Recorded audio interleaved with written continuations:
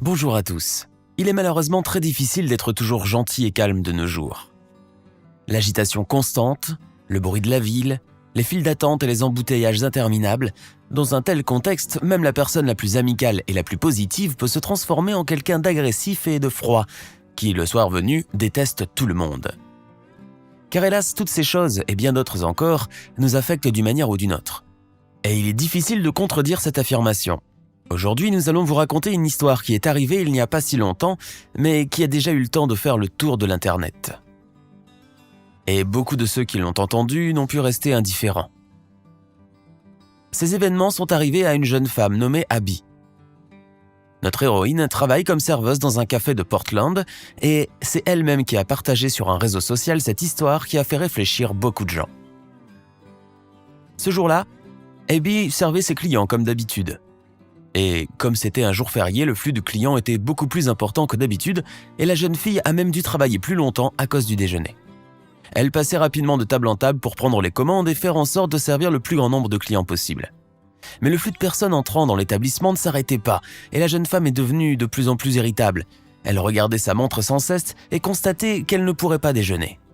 Selon Abby, peut-être que cela n'aurait pas été un problème, mais selon les règles du café, si tu n'as pas le temps de déjeuner, alors il te reste à attendre le soir pour pouvoir dîner chez toi.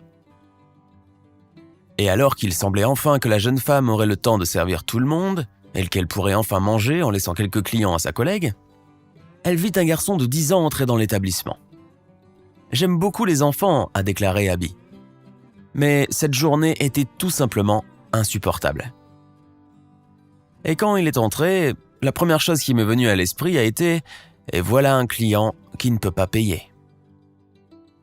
De plus, il était évident qu'il n'était pas issu d'une famille riche car ses vêtements étaient vieux et abîmés. D'un pas hésitant et lent et tout en regardant autour de la pièce, le garçon s'est assis à une table pour attendre la serveuse. Après avoir jeté un coup d'œil à sa collègue, Abby a compris par le regard de cette dernière qu'elle allait devoir servir le garçon elle-même. Et en saisissant un menu, elle s'est approchée de lui pour prendre sa commande en vitesse, même si elle savait qu'elle perdait probablement son temps. « Bonjour, dites-moi, vous avez de la glace aux noix ?» a demandé d'une voix timide l'enfant à la serveuse qui s'était approchée. « Bonjour, oui, évidemment, » lui répondit Abby. « Et combien est-ce que ça coûte ?» a demandé l'enfant. « 5 $, a froidement répliqué la jeune fille, pensant rapidement dans sa tête la valeur de la commande et le temps qu'elle allait perdre. « Tant que ça ?» répondit le garçon en sortant une pile de pièces de monnaie de sa poche. « Et combien pour une glace moins chère ? Vous en avez ?»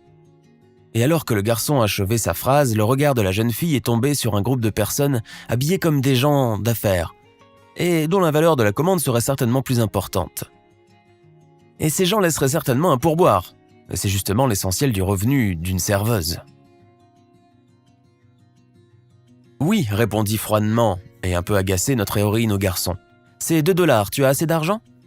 Le garçon a compté visuellement les pièces se trouvant dans sa main pendant quelques secondes, puis il a dit avec enthousiasme « Oui, mademoiselle, je voudrais cette glace. » Puis il a regardé Abby dans les yeux et lui a souri poliment. La serveuse a rapidement pris le menu et s'est dirigée vers les autres clients. Et quelques minutes plus tard, elle a apporté sa glace au garçon. Comme la jeune fille l'a elle-même ajouté, il n'est pas resté dans l'établissement plus de 10 minutes après qu'elle lui eut apporté la commande. Il a tranquillement fini sa glace et l'ayant payée, il s'est dirigé vers la sortie en remerciant Abby. À ce moment-là, notre héroïne se sentait un peu mal d'avoir été si désagréable avec le garçon. Après tout, ce n'est pas de sa faute si cette journée avait été aussi désagréable pour elle. Mais lorsqu'elle s'est approchée de la table où le garçon était assis, elle s'est sentie encore plus mal. Et ce qu'elle y a vu l'a même fait pleurer. C'est d'ailleurs pourquoi elle a décidé de partager cette histoire.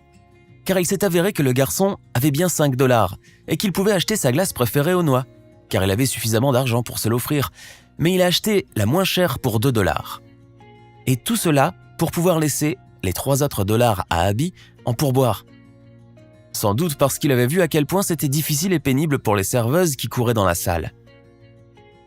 Abby a ajouté C'était probablement tout son argent de poche, mais il a quand même décidé d'acheter la glace la moins chère et de laisser les 3 $ pour mon pourboire, c'est-à-dire plus de la moitié de la somme qu'il avait. Elle n'a pu reprendre son calme de toute la journée, car elle se sentait très mal de s'être comportée de cette façon. S'il était revenu, elle lui aurait certainement offert une glace gratuitement, parce qu'il le méritait. D'autant plus que le groupe de gens d'affaires lui a laissé à peine davantage, soit environ 10 $, alors qu'ils étaient 4.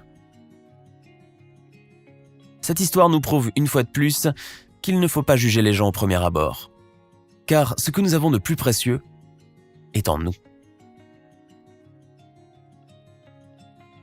C'est tout pour aujourd'hui, mes amis. Mettez un j'aime si vous avez aimé la vidéo et écrivez-nous vos commentaires. À bientôt!